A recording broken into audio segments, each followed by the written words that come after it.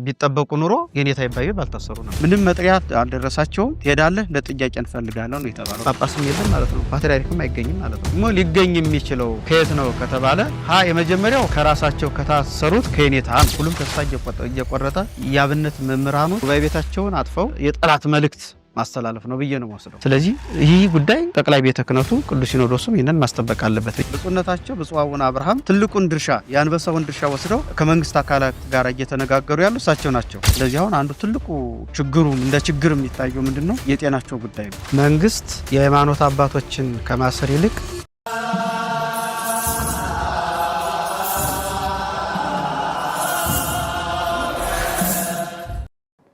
በስመ አብ ወወልድ ወመንፈስ ቅዱስ አሐዱ አምላክ አሜን። የኃያሉ የልዑል እግዚአብሔር ቤተሰቦች በኃያሉ በልዑል እግዚአብሔር ፍጹም ሰላም ለእናንተ ይሁን። ይህ ፈለገ ገነት ሚዲያ ነው።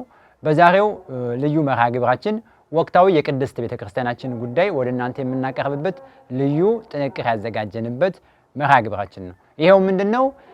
እንግዲህ በወቅታዊ ጉዳይ የኔታ ይባቤ አባታችን መላከ ኃይል ወላዴ አላፋት አራታይና የአራቱ ጉባኤ መምህር የኔታ ይባቤ ባልታወቁ አካላት እንደተወሰዱ ይታወቃል። አሁን የኔታ ይባቤ የት ነው ያሉት? ያሉበት ሁኔታስ ምን ይመስላል? የኔታ ይባቤ አሁን ላይ ስላሉበት ወቅታዊ መረጃና ስለ ጤናቸው ጉዳይ እንዲሁም በዚህ ጉዳይ ተያያዥ መረጃዎችን ወደ እናንተ የምናቀርብበት ልዩ መርሃ ግብራችን ነው። ይህንን መርሃ ግብር እስከ መጨረሻው እንድትከታተሉ ዘንድ በአምላከ ቅዱስ ጊዮርጊስ ስም እንጋብዛለን። እንግዲህ ይህንን በወላዴ አላፋት የኔታ ይባቤ ዙሪያ ልዩ መረጃ ሊሰጡን ከሰሜን ጎጃም የተገኙ አባታችን የኔታ መላከ ኃይል እኛ ጋር ናቸው ማለት ነው። ስለዚህ ሰፊውን መግለጫና አሁናዊ ወቅታዊ ጉዳዮችን የሚነግሩን አባት እኔ ናቸው ማለት ነው። እንኳን ደህና መጡ አባታችን። እንኳን ሰላም ቆያችሁ። እሺ እንግዲህ በቅድሚያ አባታችን እዚህ ድረስ በጎ ፈቃድ እኛ ሆነው ስለ ወቅታዊ ሁኔታ መረጃ ይሰጡን ዘንድ ፈለገ ገነት ሚዲያ ስቱዲዮ ድረስ ስለመጡ በሕያው እግዚአብሔር ስም ከልብ እናመሰግናለን። እስኪ በቅድሚያ ለተመልካች ራስዎትን ቢያስተዋውቁልን። መላከ ኃይል ጻድቁ አስማረ እባላለሁ። ከሊቀ ብርሃናት ቆሞስ መምህር ይባቤ በላይ ነው የተማርኩት። የእሳቸው ተማሪ ነኝ። አሁን ደግሞ በሰሜን ጎጃም ሀገረ ስብከት የቅድና ልማት መምሪያ ክፍል ኃላፊ ነኝ። መልካም። እንግዲህ ስለ ሊቀ ብርሃናት ቆሞስ ይባቤ ወላዴ አላፋት ስለ የኔታ ይባቤ አንዳንድ ወቅታዊ መረጃዎችን ግልጽ በሆነ መንገድ ለምእመኑ የቅድስት ቤተክርስቲያናችን ጉዳይ ግልጽ በሆነ መንገድ እንዲደርስ ከእርሶ የተሻለ ሰው ስለሌለ ለዚህ ነው እርሶን የጋበዝነውና ሊቀ ብርሃናት ቆሞስ ይባቤ ወላዴ አላፋት የኔታ ይባቤ ማን ናቸው? እርሶ እንደመማሩትም ከሳቸው ዘንድ እንዴት ይገልጿቸዋል? የኔታ ሊቀ ብርሃናት ቆሞስ መምህር ይባቤ በላይ የአራቱ ጉባኤያት መምህር ናቸው። በሰሜን ጎጃም ሀገረ ስብከት በሰሜን ሜጫ ወረዳ ቤተ ክህነት በድል በትግል ቀበሌ ለክብረ ደናግል ቅዱስ ላሊበላ አንድነት ገዳም መስርተው ጉባኤ አስፍተው ደቀ መዛሙርትን ሰብስበው የሚያስተምሩ የአራቱ ጉባኤያት መምህር ናቸው። የኔታ ይባቤ በላይ ማለት ነው። የኔታ በርካታ ተግባራት የሚያከናውኑ የቤተ ክርስቲያናችን እንቁ አባት ናቸው። አባትነታቸው በዋናነት በአራት መሰረታዊ ነገሮች ይገለጻሉ። የመጀመሪያው ገዳማዊ ናቸው። ሁለተኛው ወላዲ እልፍ አእላፋት የሆኑ ደቀ መዛሙርትን የሚያስተምሩ ለሀገርም ለቤተ ክርስቲያናችንም የተማረ ትውልድ እየተኩ ያሉ አባታችን ናቸው። ሁለተኛው የልማት አባት ናቸው። ቤተ ክርስቲያናችን እንደምታዘዘው ብላ ባፈ ገጽከ ወጠህ ወርደህ ግረህ ጥረህ ብላ በሚል አምላካዊ ቃል እሳቸው ከማንም ደሞዝ የማይፈልጉ በአንደበታቸው ቃለ እግዚአብሔር ለደቀ መዛሙርታቸው እየነገሩ በእጃቸው ደግሞ አድዋማ ይዘው እየቆፈሩ እያለሙ ገዳሙን የሚያስተዳድሩ መነኮሳትን የሚመግቡ የመጣ የወጣ የወረደውን በእንግድነት የሚቀበሉ ልማታዊ አባት ናቸው። አባታችን አራተኛው ምንድነው?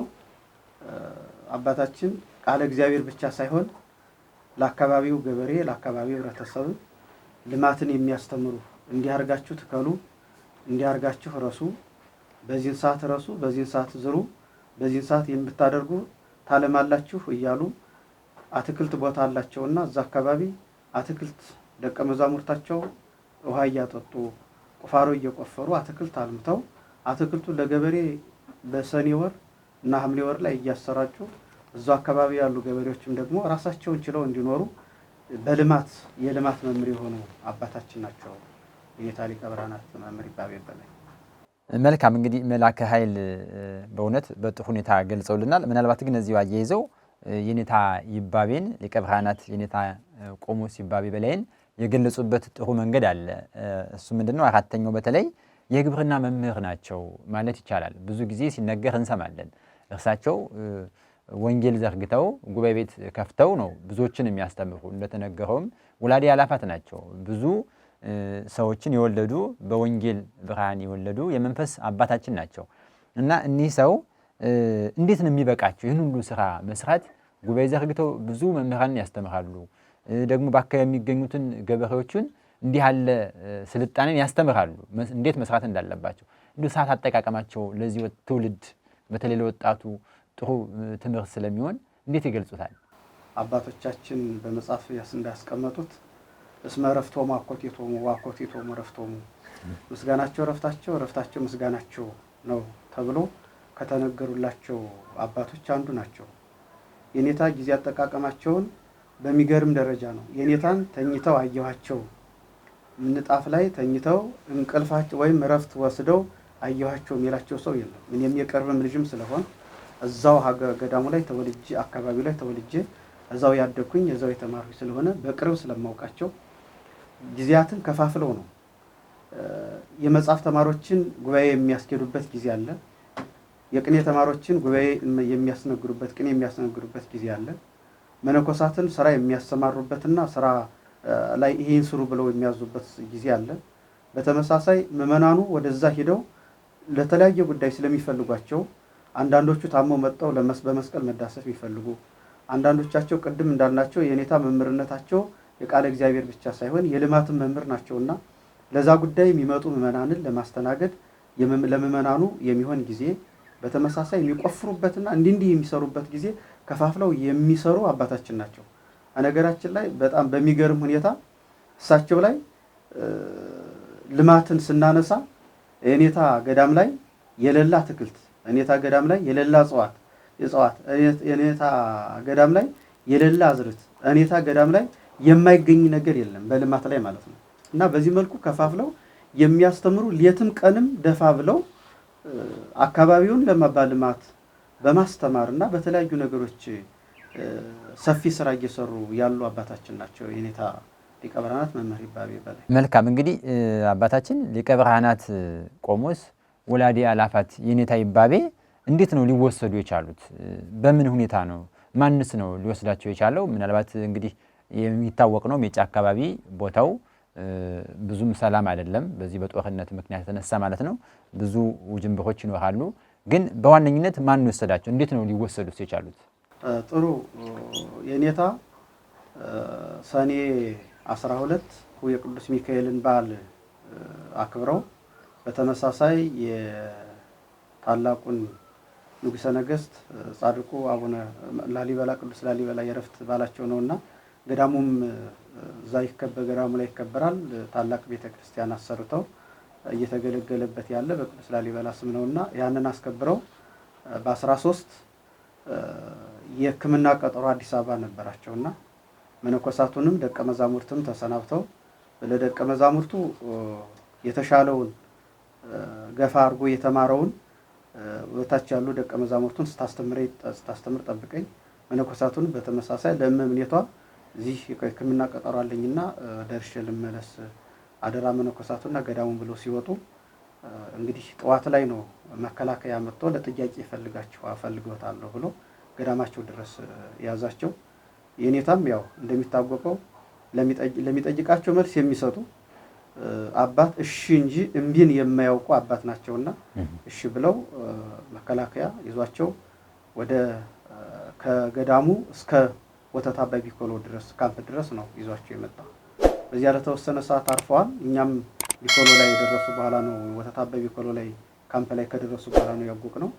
ከዛ በኋላ ምንድነው ብለን ነገሮችን ልጆቻቸው ማጣራት ጀመርን ማለት ነው። መልካም አባታችን እንግዲህ በነገሩን ልክ ምንም አይነት የህግ አግባብ በሌለበት ሁኔታ ነው የተወሰዱት። የፍርድ ቤት መጥሪያም አልደረሳቸውም። እንዲወሰዱ የሆነበት ምክንያት አይታወቅም ማለት ነው። በምን ምክንያት ሊወሰዱ እንደቻለ በህግ አግባብ አንድ ሰው ፍርድ ቤት የሚፈልገው ከሆነ ወይም ደግሞ የፖሊስ አካላት የህግ አካላት የሚፈልጉት ከሆነ መጀመሪያ ሊሆን የሚችለው የፍርድ ቤት ትዕዛዝ ይወጣበታል ማለት ነው። ስለዚህ በፍርድ ቤት ትዕዛዝ እንዲቀርቡ ቃላቸውን እንዲሰጡ ነው የሚደረገው። ጥርጣሬም ካለ ሌሎችም ጉዳዮች ካሉ ማለት ነው። ይሄ ነገር ባልነበረበት ሁኔታ ነው የታፈኑት ወይም የተወሰዱት። እውነት ነው የተወሰዱት ህጋዊ መስመር ባለበት መልኩ ነው የሚል ማደማደሚያ የለም። ምክንያቱም አንደኛ የኔታ ዓለም አቀፋዊ አባት ናቸው። እሳቸው ያላስተማሩት ወደ እሳቸውን ገዳም ላይ ሄዶ ያልተጠመቀ ያልተፈወሰ ሰው የለምና ዓለማዊ አባት ናቸው፣ ዓለም አቀፋዊ አባት ናቸው። ስለዚህ ምንድነው ስህተቱ ብለን እኛ ምን ወስደው አንደኛ ተቋሙ ራሱ አላወቀም። የኔታ የሚፈልጉ ከሆነ ሊቀ ጳጳሱ ተነግሮ በአገረ ስብከቱ በኩል ይፈልጋሉ ተብሎ ቢመጡ የኔታ እሺ ብለው ይመጡ እንጂ ሌላ ግርግር የሚያስፈልጋቸው ወይም ደግሞ ሌላ መከላከያ ሌላ ነገር የሚያስፈልጋቸው አባት አይደሉም። ስለዚህ አንዱ ስህተቱ እሱ ነው። ሁለተኛው መቼም አንድ ሰው ከገዳሙ የኔታን ያክል አባት ከገዳም በመከላከያ ታጅቦ ሲወሰድ የራሱን የቻለ ህግ ያለው ጉዳይ ስለሆነ አንድ ሰው ሲታሰርም ሲወሰድም የራሱን የቻለ ህግ ያለው ስለሆነ በህጉ አግባብ ነው መወሰድ የነበረባቸው። ምንም መጥሪያ አልደረሳቸውም። ምንም የተደረጉት ነገር እንትን የተባሉት ነገር የለም። ግዴታ ዝም ብለህ ትሄዳለህ ለጥያቄ እንፈልጋለን ነው የተባለውና ህጋዊ በሆነ መስመር አይደለም የኔታ መጥተው ታፍነው መጥተው ወደ ካምፕ የገቡት ህጋዊ በሆነ መስመር እንዳይደለ ነው የሁላችን ማረዳት። የሳቸውም በዚህ ወቅት ነውና ሁለት ስህተቶች ተፈጥረዋል። አንደኛ ተቋሙ ያውቅም መዋቅራዊ ተቋሙ የሚያውቀው ነገር የለም። ከተያዙ በኋላ መጥተው ካምፕ ከገቡ በኋላ ነው የሚያውቀው። በሁለተኛ ደረጃ ደግሞ ምንም መጥሪያ ደብዳቤ የደረሳቸው ነገር የለም ለየኔታ ማን እንደሆነም ለአደጋቸው አሁን ለሚከሰትባቸው ለሚከሰትባቸው አደጋ ማን እንደሆነ ተጠሪነቱ ማን ኃላፊነቱ ማን እንደሚወስድም የሚታወቀው ነገር የለም። ስለዚህ አሁን ተጠያቂ በሌለበት ሁኔታ ነው ማን እንደያዛቸው ማን ሊጠየቅ እንደሚችል በሌለበት መንገድ ልክ እንደ ወንጀለኛ መንገድ ላይ ነው እንዳፈሳ መልኩ የተወሰዱት ማለት ይቻላል። ትክክል ነው። እንደዛ ነው። ምናልባት እንግዲህ መላከ ኃይል ሲገልጹልን ስለ ሊቀ ብርሃናት ቆሞስ ወላዲ አላፋት የኔታ ይባቤ በላይ ሕክምና ለማግኘት እንደወጡ ነው እየነገሩን ነበረ። ምናልባት መላከ ብርሃን ምን ላይ ናቸው? ሊቀ ብርሃናት ቆሞስ የኔታ ይባቤ የጤና እክል ገጥሟቸዋል? በወቅቱ ከመያዛቸው በፊት የኔታ ታመው ቆይተዋል። ሕክምናም አዲስ አበባ ላይ በተለያዩ ዶክተሮች እና በተለያዩ የሕክምና ተቋማት እየተረዱ ነበርና አሁንም ቀጠሮ ነበራቸው። በ14 ቀጠሮ ነበራቸውና ወደዛ ለመሄድ ብለው ነው ሲወጡ ነው እንግዲህ የተያዙት። እና አሁን የኔታም ትልቁ ከመመናኑ እስከ ሊቃውንቱ ከሊቃውንቱም እስከ ልጆቻቸው እስከ ደቀ መዛሙርቱ እስከ መነኮሳቱ ድረስ አሁን ትልቁ ስጋቱ ምንድነው? የኔታ ሕክምና ላይ ለሕክምና እየወጡ ባሉበት ሰዓት አንደኛ የቀጠሮ ቀናቸው የራሱን የቻለ እንትን ስለነበረው የሚወስዱት መድኃኒትም ስለነበረ ስለዚህ አሁን አንዱ ትልቁ ችግሩም እንደ ችግር የሚታየው ምንድነው? የጤናቸው ጉዳይ ነው። ስለዚህ ምንም አሁን ቀጠሯቸው እንትን ብሏል፣ የተዛብቷል። የሚፈለገው መድኃኒትም የራሱ የሚከታተላቸው ዶክተር ስላለ ያ ዶክተርም ተከታትሎ በዚያ ልክ እሱ በሚከታተሉ ልክ ስለሆነ መድኃኒት የሚወስዱ ስለዚህ አሁን ያ መድኃኒት ተቋርጦ ነው ያለው ማለት ነው። መልካም ውድ የፈለገ ገነት ሚዲያ ቤተሰብ አድማጭ ተመልካቾቻችን ያደመጣችሁት እየተከታተላችሁት የሚገኙት ስለ ሊቀ ብርሃናት ወላዲ አላፋት ቆሞስ የኔታ ይባቤ በላይ አሁናዊ ወቅታዊ መረጃ ስላሉበት ሁኔታ እንዴት ታፍነው እንደተወሰዱ በምን መልኩ አሁን ላይስ ምን ላይ እንዳሉ ሊገልጽ በሚችል እውነታዊ መረጃዎችን የምታገኙበት ተአማኒ መረጃ ወደ እናንተ እያቀረብን ይገኛል። መርሃ ግብሩን እስከ መጨረሻው ድረስ እንድትከታተሉ በድጋሚ እናሳስባለን። መላከ ፀሐይ ምናልባት መላከ ኃይል ይቅርታ እንዲሁ ከዚህ ጋር ከሕክምናቸው ጋር ተያይዞ አሁን ላይ ያሉበት ሁኔታ ምን እንደሚመስል በተለይም ደግሞ እኒህ የአራቱ ጉባኤያት መምህር አራታይ ነው የኔታ ይባቤ በምን ምክንያት እንደተወሰዱ ገልጸውልናል። አሁን አያይዤ ልጠይቆት የምፈልገው የኔታ ከተወሰዱ በኋላ የት እንዳሉ አይታወቅም። ለምሳሌ ከሰኔ 12 ጀምሮ ለተከታታይ 3 ቀናት አልታወቀም። ብዙ ሰው በመረጃ ደረጃ አልደረሰም። የት እንዳሉ አፋኙም ወይም ማንም እንደወሰዳቸው አልታወቀም። ምናልባት አሁን እርሶ እንደገለጹልን መከላከያ በሚል ግልጽ ነገር ወጥቷልኝ። ስለዚህ አሁን የት ነው ያሉት? እንዴት ነው የሚገኙት? አሁን ላይ ያሉበት ሁኔታ የኔታን አሁን ያሉበትን ለመጀመሪያ ደረጃ ወዲያው በ13 በዕለተ ዓርብ ማለት ነው ከገዳሙ ተነስተው መጥተው አምጥተው እዚህ ቢኮሎ ካምፕ ላይ ነው ያሳረፋቸው። ይሄንን እናውቃለን፣ መረጃዎችም አሉ። በቅርብም የከታተሉ ልጆቻቸው ስለነበሩ ማለት ነው። ከዛ በኋላ ግን ወደ ባህር ዳር ከመጡ በኋላ ለተወሰነ ጊዜ የኔታ ያሉበትን የምናውቅበት መስመር አልነበረም። አንዳንዴ አንዱ ካምፕ ውስጥ ነው ያሉ የሚል መላምት የሆነ ሐሳብ ነበረ። ሌላው በሌላ መልኩ ደግሞ ፖሊስ ጣቢያ አካባቢ ነው የሚል መላምት ነው የነበረው። በዚህ አግባብ ምዕመናኑም ነገራችን ላይ በጣም ጭንቀት ላይ ሊቃውንቱም ጭንቀት ላይ ራሱ ሀገረ ስብከቱ ተቋሙ ራሱ ጭንቀት ላይ ነበር። ምክንያቱም የኔታ አድራሻቸውን የት ነው ያሉ ብሎ ማወቅም ሲፈልግ ስለነበረ ጭንቀት ላይ ነው የነበረው። እንግዲህ ካምፕ ላይ ነው ገብተው የገቡ፣ ካምፕ ላይ ነው የወሰዷቸው፣ ካምፕ ላይ ነው ያሳረፏቸው የሚል ሐሳብ ነው የነበረው። ግን የምናውቀው እስከ ትላንትናዋ ማክሰኞ ድረስ የኔታ ያሉበትን ቦታ አናውቅም ነበር ሲጀምር ማለት ነው። እናውቅበት አንዳች መስመር አልነበረም። መልካም። ከዛ በኋላ ትላንት ማክሰኞ በኋላ ከካምፕ ወጣው ወደ ፖሊስ ጣቢያ ፖሊስ መምሪያ የሚባለው ጣቢያ አካባቢ ላይ መጥተው እንዳረፉ መረጃው ደርሶናል። በቅርብ የተከታተላቸው በቅርብ ደግሞ ይህን መረጃ ያገኘ አንድ ወንድማችን አለ። ስለዚህ እዛ አካባቢ እንዳሉ አሁን መረጃዎች አሉን።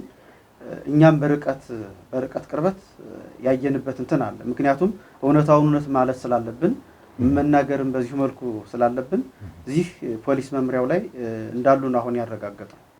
መልካም። ምናልባት እንግዲህ መላከ ኃይል የኔታ ይባቤ በዚህ መልኩ ከተወሰዱ በኋላ መረጃው ግልጽ እንዳይሆን የተደረገበት ምክንያት ምንድን ነው ይላሉ። አንዴ የተለያየ መረጃ፣ ሌላ ጊዜ ደግሞ እዚህ ናቸው፣ ሌላ ቦታ ደግሞ ሌላ ቦታ እንደሆኑ የተገለጸበት መንገድ በምን አግባብ ምን ተፈልጎ ነው እንዲህ አድርጎ ማወናበድ የተፈለገው?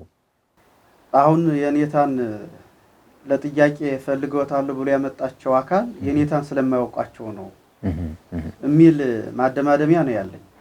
የኔታ የሰላም አባት ናቸው። የኔታ የልማት አባት ናቸው። የኔታ ሁሉንም ነገር በእሺ እንጂ በእምቢ የሚያሳልፉ አባት አይደሉም። እና ነገራችን ላይ እኔ በምን አግባብ ስላላወቃቸው ነው የኔታን ስላላወቃቸው እንደሌላው ሌላ ግርግር ይፈጠር ይሆን የሆነ ነገር ይሆን የሚል ስጋት ኖሮ ይመስለኛል። እና የኔታን ስላልታወቁ የወሰዳቸው አካል ስላላወቃቸው ነው የሚል ማደማደሚያ ነው ያለኝ። ምናልባት ጥሩ ገልጸውታልኝ።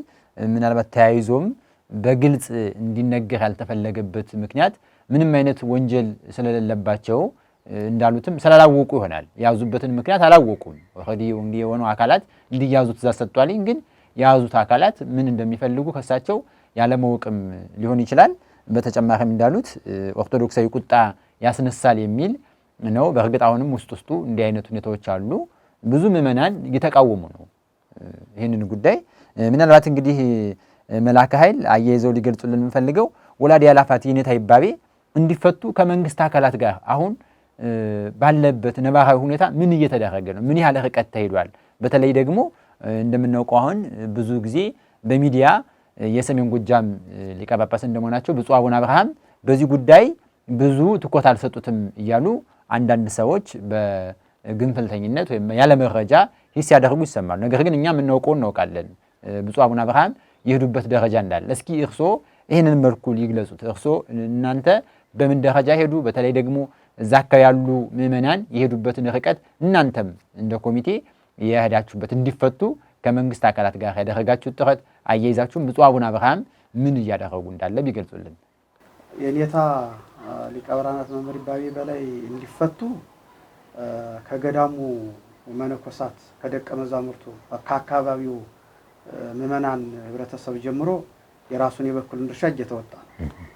የመጀመሪያው መነኮሳቱ ገቢ በሆነ መልኩ ደቀ መዛሙርቱ ገቢ በሆነ መልኩ ለመንግስት ጥያቄ እያቀረቡ ነው። ህብረተሰቡ ደግሞ የኔታ ይፈቱልን ብሎ የህግን መስመር ተከትሎ እስከ ከቀበሌ እስከ ወረዳ ከወረዳ እስከ ዞን ከዞን እስከ ክልል ራሱ ህብረተሰቡ መጥቶ ጥያቄ እያቀረበ ነው። አሁንም በአብዛኛው ህብረተሰብ እዚህ ነው ያለው፣ እዚሁ ላይ ነው ያለው። ጦሙን እየዋለ ጦሙን እያደረ በተለያየ ጉዳይ እየተቸገረ እዚሁ ነው ያለው። የኔታን ሳኒዝ ወደዛ እንመለስም። ምክንያቱም የኔታ መምህራችን ናቸው፣ አባታችን ናቸው፣ የልማት አባታችን ናቸው። የኔታን አጥተን እዛ አካባቢ የኛ ህልውና የኛ ህይወት ምንም አይደል ትርጉም የለውም በሚል በአብዛኛው ምዕመናን እዚህ ነው ያለው።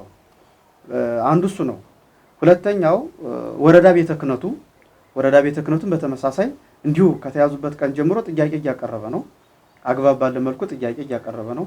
ሀገረ ስብከቱን በተመሳሳይ ከክቡር ስራ አስኪያጁ ጀምሮ ሁሉም የጽሕፈት ቤት ሰራተኛው ለመንግስት ጥያቄ እያቀረበ ነው። ብፁዕነታቸውን በተመለከተ አንዳንዴ በየትኛውም ጉዳይ የምናውቀውን የተረዳነውን እውነታ የሆነውን ነው መናገር ያለብን ብዬ አስባለሁ።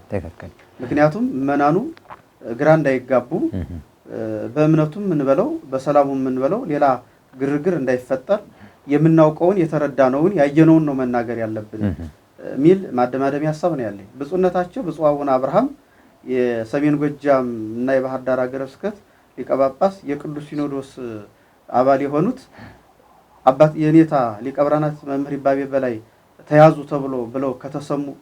ተብሎ ከተነገራቸው ቀን ጀምሮ ስራ እየሰሩ ያሉ እሳቸው ናቸው። ትልቁን ድርሻ የአንበሳውን ድርሻ ወስደው ከመንግስት አካላት ጋር እየተነጋገሩ ያሉ እሳቸው ናቸው። ከርዕሰ መስተዳድሩ ጋር ተነጋግረዋል። በተመሳሳይ ከምክር ቤቷ ኃላፊ ከወይዘሮ ፋንቱ ጋር ተነጋግረዋል። ከሌሎችም የመንግስት አካላት የሚመለከታቸው የመንግስት አካላት ጋር ተነጋግረዋል። ስለዚህ አሁንም የብፁዕነታቸው ከመንግስት አካላት ጋር መነጋገር መፍትሄ እንዲመጣ የኔታ ከካምፕ ወጥተው ወደ ፖሊስ ጣቢያ እንዲመጡና ጉዳያቸው ህጋዊ መስመር ይዞ ተጣርቶ የሚፈለገው ነገር ጥያቄ ካለም ተጠይቆ የኔታ እንዲፈቱና ህብረተሰቡ እንዲረጋጋ ተቋሙም እንዲረጋጋ ደቀ መዛሙርቱ መነኮሳቱም እንዲረጋጉ ከማድረግ አኳያ ሰፊ ስራ እየሰሩ ነው ያሉት ብፁዕነታቸው ማለት ነው። ስለዚህ ብፁዕነታቸው አንዳችም ቀን ያረፉበት ቀን የለም። እኛም እየገባን ብፁዕነታቸውን እየጠየቅናቸው ነው። ትክክለኛውን መረጃ እያገኘን ያለም ከብፁዕነታቸው ነው። የኔታ ጉዳይ ምን ደረሰ ብፁዕነታቸው ብለን እኔ ራሴ ገብቼ ከክቡር ስራ አስኪያጁ ጋራ ጠይቀናቸዋል መንበረ ጵጵስናው ላይ።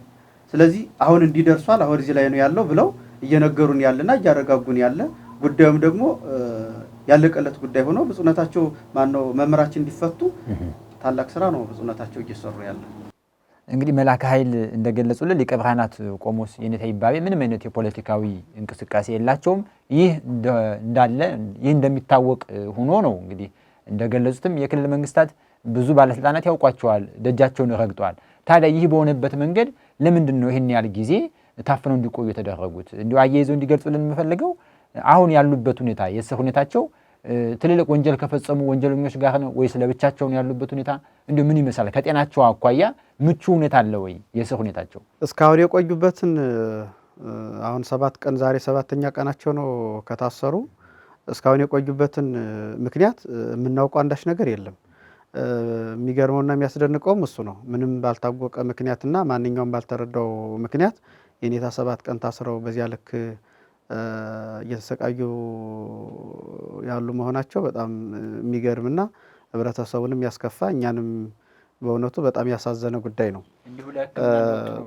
አዎ ለሕክምና ስለሆነ ማለት ነው። ምክንያቱም አሁን ሕክምናቸውን መውሰድ ስለነበረባቸው በቅርብ መፍትሄ አግኝተው አንዱ እሱ ነው። በሌላ መልኩ አሁን ያሉበት ደረጃ ከባለፈው ከአርብ ዕለት ጀምሮ እስከ ማክሰኞ ድረስ ካለው ይልቅ ያሁኑ የተሻለ ነው። ለምንድን ነው ምንም ገብተን ባንረዳ ባናይም ማለት ነው ገብተን ባናይም አሁን እዚህ ፖሊስ መምሪያው ላይ የራሳቸው ክላስ ተሰጧቸው ነው አሁን ያሉትና ቢያንስ እንኳን ገዳማዊ አባት ናቸውና ማንኛውም ቦታ ላይ አይተኙ ማንኛውም ቦታ ላይ አያርፉም ማንኛውም ቦታ ላይም ጸሎት ለመጸለይም ስለሚቸገሩ ምንም የጸሎት መጽሐፍ ይዘውት የገቡ መጽሐፍም ባይኖርም ያው የኔታ ራሳቸው መጽሐፍ ናቸው የጸሎትም የሁሉም የሰማንያዱ መጻሕፍት በአእምሯቸው ተሸክመው እንዲሁ በቃላቸው የሚጸልዩ በቃላቸው የሚያስተምሩ አባት ናቸውና ምንም ሌላ መጽሐፍ ያስፈልጋቸዋል ብለን እንዲሁ እንትን ባንልም ብዙ ያን ያክል ባንጨነቅም ግን ያው የኔታ እዛች የራሱን የቻለ ክላስ ተሰጧቸው አሁን ከማክሰኞ ጀምሮ እንትን ማለታቸው እሱ ደግሞ ቢያንስ የተወሰነ ነገር አረጋግቶናል ማለት እችላለሁኝ። በይበልጥ ደግሞ አሁን ከዚህ በኋላ ተፈተው ማየት ደግሞ የሁሉም የህብረተሰቡ ፍላጎትም የኔታም እንዲሁ እየተጨነቁ ስለሆነ ገዳሙ ምን ላይ ደረሰ ሆነ ደቀ መዛሙርት እንዴት ሆኑ መናንስ እንዴት ሆኑ እያሉ እየተጨነቁ ስለሆነ እሱም የኔታም ጭንቀት የሚወገድበት መልኩ ቢመቻች የተሻለ ነው የሚል ሐሳብ አለኝ። ጉባኤ ቤቱ የመመናኑና እንዲሁ የገዳማውያን መነኮሳትና መነኮሳያት እናቶች ነው አሁን እየተጨነቃሉ። ለዚህ ነው እሳቸው አንድ ጊዜ የመነኮሱ ጊዜ ነው የሞቱ የኔታ እንዲህ አይነት ነገር እንትን የለባቸው። በነገራችን ላይ ስለመሞት ስለመሰቃየት ስለሌላ የሚጨነቁት አንዳች ነገር የላቸውም። ነገራችን ላይ ግን አለ አይደለ እዛ ላይ ያለው ደቀ መዛሙርቱ መነኮሳቱ እሱ ያስጨንቃቸዋል ገዳሙ ያስጨንቃቸዋልና በርካታ መነኮሳት ከ168 በላይ መነኮሳት ነው ያሉበት ገዳሙ ላይ። ስለዚህ እነዚህ መነኮሳት ደግሞ ህልውና ያስጨንቃቸዋል የኔታና እሱ ላይ በጣም አሁን መፍትሄ ያላገኘው ጉዳይ ነው እስካሁን ድረስ።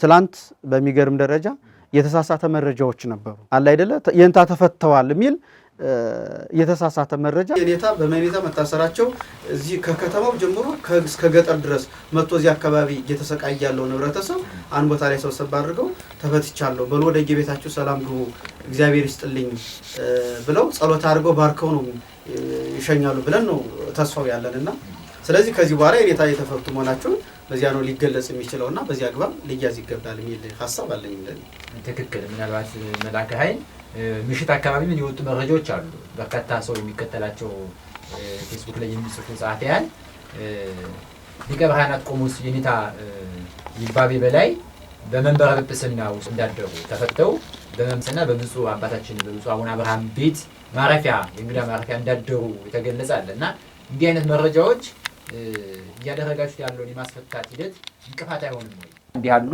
ከተማው ላይ ያሉ ትልልቅ ሚዲያዎች አሉ በዚህ መልኩ ፍጻሜም ሆነው የኔታ ይባቤ ሲፈቱ ልንገልጽ የምንችልበት ምክንያት ካለ መንገድ ካለ ሲጀመር በእንዲህ አይነት ያስተላለፉ ሚዲያዎች ትክክል ናቸው የሚል አቋምም የለኝም። ህብረተሰቡንም ግራ እያጋቡ ናቸው የሚል ሐሳብ ነው ያለኝ። በሌላ መልኩ የኔታን ለማስፈታት ደፋ ቀና ያሉ መስመሩን ህጉን መስመር ይዘው ተከትለው እየተጓዙ ያሉ ሰዎችንም ማዳከም የኔታም ልክ እንደ ጠላት አይነት ሐሳብ እንደ ጠላትነት እንደ ጠላት የጠላት መልእክት ማስተላለፍ ነው ብዬ ነው የምወስደው። የኔታ ወዳጆች አይደሉም እንዲህ ብለው እንትን ያሉት አሁን ማለት ያልገባቸው ሰዎች መረጃው ትክክለኛው መረጃ ያላገኙ ሰዎች ናቸው ብለን ነው የምንወስደው። ስለዚህ የተሳሳተ መረጃ ያላቸው ሰዎች ስለዚህ መረጃና ማስረጃ ደግሞ ትክክለኛ የሆነ መሆን አለበት። ምክንያቱም የኔታ ሃይማኖት አባት ናቸው እውነተኛ አባት ናቸው። መረጃውም ትክክለኛ በኔታ ጉዳይ ላይ ትክክለኛ ነው መሆን ያለበት። ስለዚህ ትክክለኛ የሆነ መረጃን ደግሞ ሊገኝ የሚችለው ከየት ነው ከተባለ የመጀመሪያው ከራሳቸው ከታሰሩት ከኔታ ነው። የኔታ ሲፈቱ ተፈትቻለሁ ብለው በግልጽ በጋር ከተማው ላይ መልእክት ያስተላልፋሉ። አንድ እሱ ነው። በሁለተኛ ደረጃ የኔታን በሚመራ በበላይነት የሚመሯቸው ከሊቀ ጳጳሱ እስከ ሀገረ ስብከቱ የራሱን የቻለ ሃይማኖታዊ መዋቅር አለ። እሱ ነው እንትን ሊሚችለው። በሌላ መልኩ ደግሞ የኔታን ለማስፈታት ደፋ ቀና እያሉ ያሉ ኮሚቴዎች አሉ፣ የሰላም ኮሚቴዎች። ከነሱ ነው ትክክለኛው መረጃ የሚመጣውና ሊመጣ የሚችለውና ስለዚህ የተሳሳተ መረጃ ደርሷቸው ስለሆነ አሁን ግን እንዲደርሳቸው ምንፈልግ ለነዚህ አካላት እንዲደርሳቸው ምንፈልገው ምንድነው የኔታ እስከ ትላንትና 18 2017 ማለት ነው እስከ ምሽቱ 12 ሰዓት ድረስ የኔታ እንዳልተፈቱን ያለ መረጃ።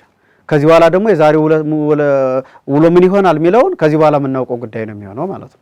ያው ዛሬ ሰኔ 19 ነው እንግዲህ ትናንት በነበረው ውሎ ሰኔ 18 እስከ ምሽት 12 ሰዓት ከዚያም በላይ እንግዲህ ምሽት 2 ሰዓት ላይ ወጥቷል የተባለው ያ ሐሰት ነው፣ አልተፈቱም። ስለዚህ ዛሬ ደግሞ የቀን ውሏቸውን የሚከታተሉት ይሆናል ማለት ነው። እንግዲህ አድማጭ ተመልካቾቻችን እንዲህ ያሉ ቀጥተኛና ነፃ ትክክለኛ መረጃ ለማግኘት የፈለገነት ሚዲያ ቤተሰብ እንዲሆኑ በዚህ አጋጣሚ በእግዚአብሔር ስም እንጋብዛለን።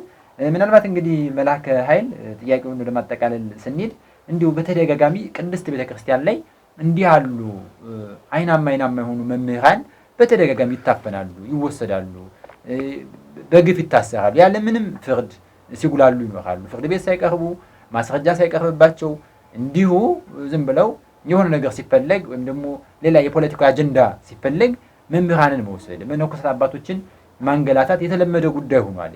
እንዲሁ በቅርቡ እንኳ ብናነሳ እነ የኔታ ገብረመድኅን እነ መምህር ታደሰ ወርቁ የግንቦት ርክበ ካህናትን ቅዱስ ሲኖዶስን ጉባኤ አስመልክቶ ትልቅ መምህር ታደሰ ወርቁ ደግሞ አሁን መምህር ደረጀ ዘወይንዬ ከ2 ከ3 ቀን በፊት የሚያገለግል ትልቅ ወንድማችን ነው፣ መምህር ነው። እኒህ ሰዎች ይታሰራሉ በተደጋጋሚ ነገም ሊቀጥል እንደሚችል ይሰማናል። እና ይሄ ነገር የት ነው ማብቂያው? ምናልባት ጠቅላይ ቤተ ክህነትስ እንዲህ ያለውን ተደጋጋሚ የቤተ ክርስቲያን መምህራንን እስር፣ እንግልት እንዴት ባለ መልኩ ነው ሊያስቆም ይገባ ብሎ ያስባሉ? መንግስት የሃይማኖት አባቶችን ከማሰር ይልቅ የሃይማኖት አባቶች ጎን ሆኖ ሃይማኖት አባቶች የሚሉትን መልካም ነገር እያዳመጠና ከጎኑ አድርጎ ስለ ሰላሙ ስለ ልማትም ቢሰራ የአካባቢያችን ወይም የክልላችን ሰላም ይረጋጋል ብዬ አስባለሁ። ስለዚህ ያለ ሃይማኖት አባት ያልጮህበት ሃይማኖት አባት ያልተጨመረበት ሰላም የለም፣ ልማትም የለም። ስለዚህ የሃይማኖት አባቶች ደግሞ ስለ ሰላም የሚሰብኩ ጸሎታቸውም፣ ትምህርታቸውም፣ ኑሯቸውም ሁሉም ነገር ሰላም ነው። ስለዚህ ከአገልግሎታቸው ጀምሮ ብንነሳ የቤተክርስቲያናችን አገልግሎት ከመጀመሪያው እስከ መጨረሻው ማደማደሚያው የመጀመሪያው አገልግሎትም የማደማደሚያው መጨረሻው ማደማደሚያ አገልግሎትም ሰላም ነው። ሰላምን ሳይሰብክ ሰላምን ሳይናገር ሰላምን ሳያውጅ የሚያልቅ የሚጨረሽ የሚደማደም አገልግሎት የለም። ስለዚህ መንግስት የሃይማኖት አባቶችን ችግር አለባቸው የሆነ ነገር አግኝቻለሁ ካለ ቀረብ አድርጎ በመመካከር ችግሮችን በመፍታት በመነጋገር በመጎያየት ከእጁ ስለሆኑ ስለዚህ በዚህ መልኩ ሃይማኖት አባቶችን ይዞ ሰላሙን ቢያረጋጋ ልማቱን ቢያስቀጥል መልካም ነው ብዬ አስባለሁ። እንደ ኦርቶዶክስ ተዋሕዶ ቤተክርስቲያን መዋቅራዊ አሰራር ደግሞ ጠቅላይ ቤተ ክህነት ደግሞ የሃይማኖት አባቶችን ክብር የሃይማኖት አባቶችን ስብና የሃይማኖት አባቶችን ሉና ማስከበር አለበት ብዬ አስባለሁ። ምክንያት ሃይማኖት አባት የሌለው ቤተክርስቲያን የለም፣ ተቋምም የለም። ቤተክርስቲያን የምንላት የመጀመሪያው የሃይማኖት አባቶች ሲኖሩ ነው። የሃይማኖት አባቶች ደግሞ እነማንን ይመስላሉ? እነ ሊቀ ብርሃናት መምህር ይባቤ መሰልን ማለት ነው። ምክንያቱም ከሃሁ አቦይዳ ብለው ጀምረው አስተምረው እስከ ብሉያት እስከ አዲሳት እስከ 4ቱ ጉባኤያት አስተምረው አስመርቀው ለቤተ ክርስቲያንም ለሀገርም ትክ ምሁር የሚተኩ አባቶች ከሌሉ ቤተ ክርስቲያን ተቋሟለች ማለት አይቻልም። ስለዚህ ከመምህር የሌለው ዲያቆን የለም፣ መምህር የሌለው ቄስ የለም፣ መምህር የሌለው መምህር የለም፣ መምህር የሌለው ቆሞስ የለም፣ መምህር የሌለው ጳጳስ የለም፣ መምህር የሌለው ፓትርያርክ የለም። የሁሉም የቤተ ክርስቲያናችን የመነሻው ምንድነው? መምህር ነው። ስለዚህ መምህራን እንዲሁ ሊቃውንቱ እንዲህ ተሰቃዩ እንዲሆኑ ሲባሉ ድርሻውን ወስዶ ኃላፊነቱን ወስዶ ችግር ካለ ያስተካክላለሁ ብሎ ኃላፊነቱን እሱ ወስዶ በሱ በኩል ነው ችግሮች ማለቅ ያለባቸው፣ መፍትሄዎችን መምጣት ያለባቸው በሱ በኩል ነውና ብዙ ጉባኤ ቤቶች እየተፈቱ ነው። ብዙ ደቀ መዛሙርትም አሁን ማለት ለህልውናቸው አደጋ ላይ ውስጥ የገቡ ደቀ መዛሙርት አሉ። አልፎ ተርፎ በተለያየ ምክንያት ማለት ከዚህ ዓለም በሞት በዚህ ምክንያት የተለዩ ደቀ መዛሙርት መምህራን አሉ። ስለዚህ ሊሆን አይገባም። ጠቅላይ ቤተ ክህነቱ ቅዱስ ሲኖዶሱም እንበል ይህንን ጉዳይ ማስፈጸም፣ ይህን ጉዳይ መከታተል፣ ይህንን በባለቤትነት መስራት አለበት ብዬ አስባለሁ። ልክ ኖላዊ እንደመሆኑ እየጠበቃቸው ነው ወይ ማለት ይቻላል? እየተጠበቁ ነው የሚል 100% የለኝም። እየተጠበቁ ነው። ምክንያቱም ቢጠበቁ ኑሮ የኔታ ይባቤ ባልታሰሩ ነበር። ሌሎችም መምህራን እንዲሁ በተመሳሳይ ጉባኤታቸው ባልተፈታ ነበር።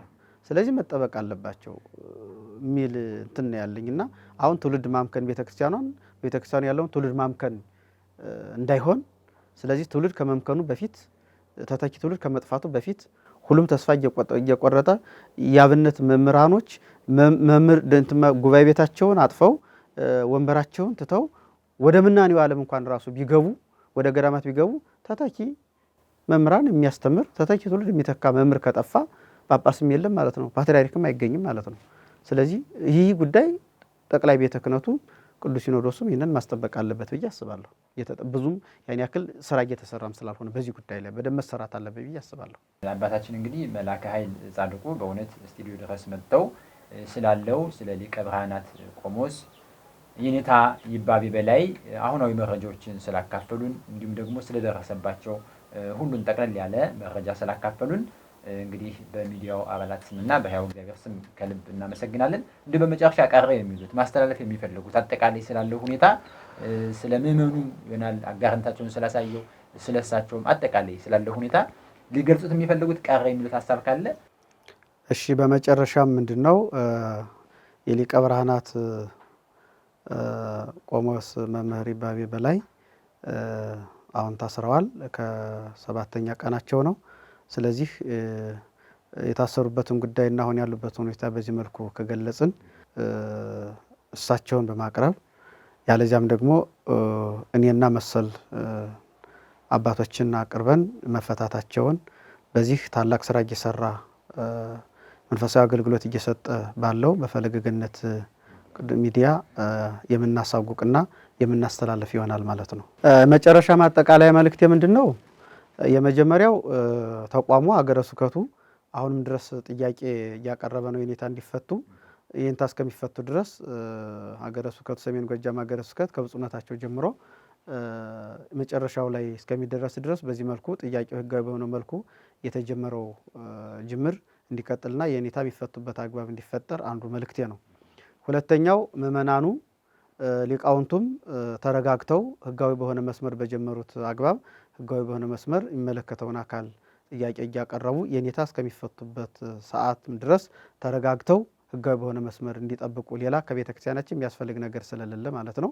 ግርግር ያስፈልግም ሌላም ነገር ያስፈልግም ህጋዊ በሆነ መስመር ነው ህጋዊት ቤተ ክርስቲያን ህጉን የምታስከብር የሀገሪቱንም ህግ የራሷንም ህግ የምታስከብር ቤተ ክርስቲያን ስለሆነች ሌላ ወቀሳም ሌላም ከሰሳም እንዳይደርስባት ተረጋግተን በአግባቡ የኔታ የሚፈቱበትን መስራት እንዳለብን ነው መልእክቴ።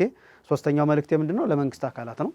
የመንግስት አካላትም ቢሆን የኔታን አውቀው የኔታን የማያውቃቸው አካል ስለሌለ ከክልሉ ፕሬዝዳንት ጀምሮ እስከታች እስከ ቀበሌ ድረስ የኔታን ያውቃቸዋልና የኔታን ያልተረዳ አካል ካለ የኔታን ያላወቃቸው አካል ካለ የኔታ ማን እንደሆኑ አስረድቶ የኔታ በቅርብ ተፈተው ወደ ገዳማቸው የሚመለሱበትንና የኔታን አስሮ ቢመጣ ሌላ ነገር ስለሌለ የኔታ ልቅ የሰላም አባት ናቸውና ስለ ሰላም እየሰበኩ ናቸውና ለሀገረ መንግስት ግንባታ ትልቁን አስተዋጽኦ ያደረጉ ያሉ ናቸውና አባታችን የኔታ።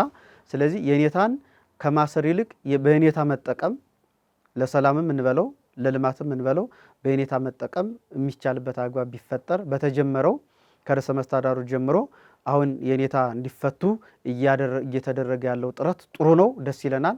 ያው ምንም ጊዜዎቹ ቀናቶቹ ቀን እንትን እየበላው ዛሬ 7ኛ ቀናቸው የታሰሩ 7ኛ ቀናቸው ቢሆንም ነገር ግን አሁን ህብረተሰቡን የኔታን ፈቶ እንዲረጋጉ ገዳሙም ልማቱ እንዲቀጥል መነኮሳት ገዳማውያንም ደግሞ ወደ ቦታቸው እንዲመለሱ የሚደረግበትን መልኩ በመንግስትም በኩል ስራ ቢሰራልን ማለት ነው መፈልግ። አመሰግናለሁ። መልካም እንግዲህ ውድ የፈለገ ገነት ሚዲያ ቤተሰብ አድማጭ ተመልካቾቻችን በሊቀ ብርሃናት ቆሞስ የኔታ ይባቤ በላይ አራተኛ መምህር የአራቱ ጉባኤ ወላዲ አላፋት የሆኑ መምህራችን ላይ በተመለከተ ያዘጋጀንላችሁ ልዩ መርሃ ግብር እንዳያችሁት እንደሰማችሁት ይመስላል ማለት ነው። እንግዲህ ብፁዕ የሰሜን ጎጃም ሊቀ ጳጳስ እንዲሁም የባህር ዳር ማለት ነው ሀገረ ስብከት ሊቀ ጳጳስ የሆኑት ብፁዕ አባታችን አቡነ አብርሃም በጣም በታላቅ ሁኔታ ዋጋ እየከፈሉበት የክልሉን ርዕሰ መስተዳደር አንገት ለአንገት በሚባል ደረጃ ተናንቀው ስለ ጉዳዩ ፍጹም ዋስና መጠየቅ ካለብኝ እጠየቃለሁ በማለት ለማስፈታት ጥረት እያደረጉ እንደሆኑ እነ መላከ ኃይል ጻድቁ ጋር አባታችን ጋር በመሆን ትልቅ ስራ እየሰሩ እንዳለና ውጤቱም ያማረ እንደሚሆን ተስፋ እናደርጋለን። ምዕመናን አባታችን በገለጹት ልክ ጉዳዩን በትኩረት በመከታተል እንዲህ ያለ መረጃ የሚገኝበትን ትክክለኛ ወቅታዊ ታማኝ የሆኑ መረጃዎችን እንድታገኙ እያልነ ለዛሬ የነበረን መርሃ ግብር ይህንን ይመስላል ማለት ነው። አባታችን መላከ ኃይል ጻድቁ እግዚአብሔር ይስጥልን ለዚህ ድረስ መጥተው ያለውን ሁኔታ ስለገለጹልን በያው እግዚአብሔር ስም ከልብ እናመሰግናለን። እኔም አመሰግናለሁ። እግዚአብሔር ይስጥልን።